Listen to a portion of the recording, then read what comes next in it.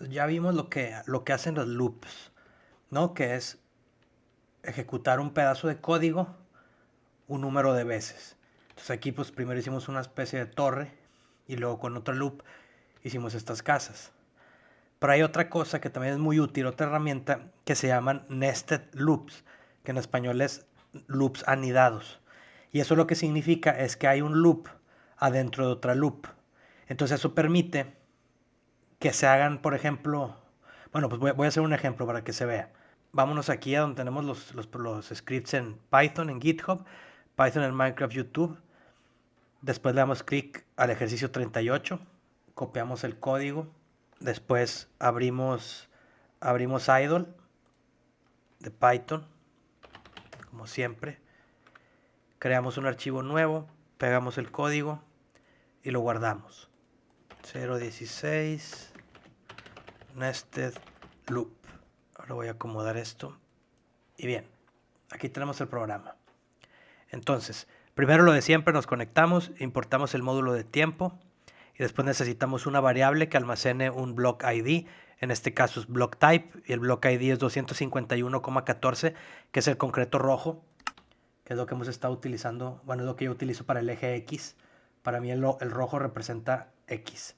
Entonces, después obtenemos la posición del jugador mediante la función de getTilePosition para obtener la posición donde esté parado. Mandamos un mensaje al chat que dice posición inicial y después imprimimos la posición, o sea, el valor de posición, que recordamos que esto es un vector, y lo convertimos en string con la función, o sea, con este casting, ¿no? Que es string y entre paréntesis ponemos la variable. Entonces esto nos va a decir en el chat la posición. Después hacemos una pausa de un segundo y ahora separamos los componentes de x, y y z de pos o de la variable pos y los asignamos a la variable xi, yi y zi, ¿no? Como x, y, z iniciales. Y ahora viene la parte interesante, que es el for loop. Esto es lo importante. Entonces, la primer loop dice for i in range 16. ¿Qué significa esto? Significa que se va a ejecutar 16 veces lo que esté adentro del loop, que es esto. Entonces, cada vez que se ejecute el loop, se va a ejecutar esto de adentro y después la posición en x inicial se va a mover a x inicial más 1. O sea, va a avanzar 1 la variable x. Y después la posición en z, z inicial, vuelve a ser la posición original. O sea, z regresa a su posición original. ¿Qué es lo que estoy haciendo aquí? O sea, lo que quiero es que todo un chunk de 16 por 16 bloques se pinte de concreto rojo, ¿no? Entonces necesito que cada uno, ya habíamos hecho un loop. Es más, voy a abrir el loop anterior para explicarlo esto mejor. Le damos clic F3G para ver los chunks, para ver los límites de los chunks. Entonces, por ejemplo, nos vamos a parar aquí, que es en el inicio de un chunk. Aquí estoy volteando hacia X y hacia Y Z, ¿no? Entonces voy a abrir el ejercicio anterior del loop. Miren, este es el ejercicio anterior. Se hace lo mismo. Se obtiene la posición. Aquí el block type le puse 15. Se pone la posición inicial, X, Y, Z. Entonces aquí vamos a poder poner, bueno, aquí tiene que ser 16, ¿no? Entonces, y aquí utilizamos la variable X como contador, ¿no? Entonces se va a poner un block, set block, en la posición inicial, y inicial menos 1 para que sea en el piso, no sobre los pies del jugador, Z1 block type. Cada vez que se termine el loop, se avanza en X y en Y no, nada más quiero que avance en X, para hacerlo más sencillo, ¿no? O sea, aquí tenemos una mini loop que solamente pone un bloque, avanza en X y hay una pequeña pausa. Avanza otro loop y esto se repite 16 veces. Entonces, si yo ejecuto esto, me dice que si lo quiero guardar, es más, lo voy a guardar como save as intro loop 2. Entonces, si yo ejecuto esto, ya lo que pasa, se pintan 16 hacia acá, esté parado donde esté, ¿no? O sea, si yo me cambio a la siguiente línea y de nuevo ejecuto lo mismo, run module, otra vez, desde donde estoy parado hasta allá. Entonces, lo que queremos hacer, bueno, nos venimos al ejemplo nuevo, O sea, comparando el viejo con el nuevo. Entonces, este es el nuevo, este es el viejo. Vean aquí cómo hay, esto es básicamente esto.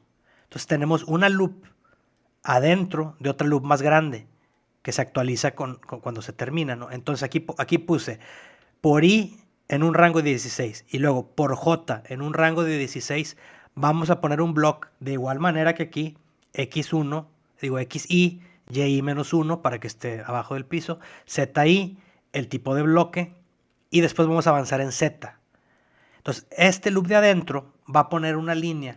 Esta línea se pone en X, pero esta la va a estar poniendo en Z. Entonces, primero va a estar poniendo aquí todos los bloques en Z. Y aquí se termina un loop. Al terminar el loop, X se modifica a 1. Entonces, vamos a estar de este X, nos pasamos al de acá, a X2.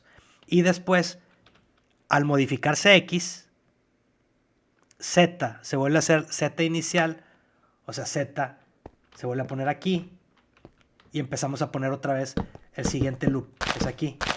Segundo loop, se termina, se regresa acá y vuelve a repetir el loop, se regresa acá. Entonces son dos loops de 16. Entonces yo me paro aquí en la esquina y ejecuto este código nuevo, que es un loop adentro de otro loop, run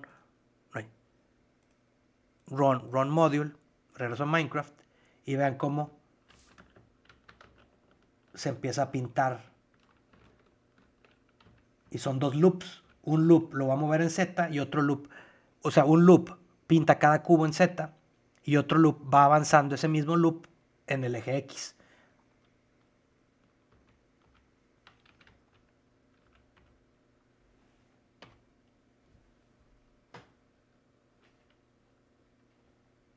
Y de nuevo, esto puede funcionar donde sea que esté, ¿no? O sea, yo puedo estar en cualquier punto aleatorio, puedo pararme aquí y hacer lo mismo. Tenemos el código y lo ejecutamos. Y de nuevo vuelve a pasar lo mismo. Son dos loops metidos en uno. Y también le podemos meter incluso, podríamos meter otro loop adentro de este loop. O sea, si quisiéramos hacer un cubo tridimensional que sean 16 en X, 16 en Z, 16 en Y, podríamos meter otro loop, otro tercer loop. Entonces era un loop anidado triple para que no solamente sean 2 dimensiones, sino que sean 3 dimensiones para poder llenar un chunk completo.